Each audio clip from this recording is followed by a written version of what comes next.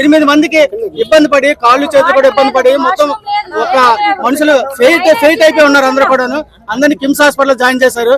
నాయకులందరూ కూడా వస్తున్నారు చూస్తున్నారు. ఎవరు ఏమీ లేదు. పోలీసులు అందరినీ వేస్ట్ గా చూస్తున్నారు. దరిద్రులాగా ఉన్నారు అందరూ. అది పరిస్థితి. ఇక్కడ పోలీసులు ఒక్కరు కూడా సరిగా చేయలేదు.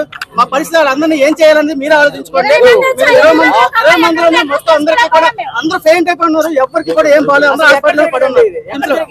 జరిగింది ఎక్కడ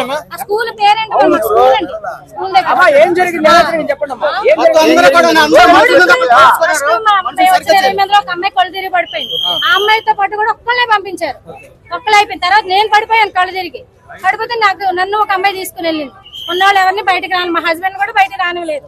ఓన్లీ లేడీస్ కూడా లేడీసే పంపించారు.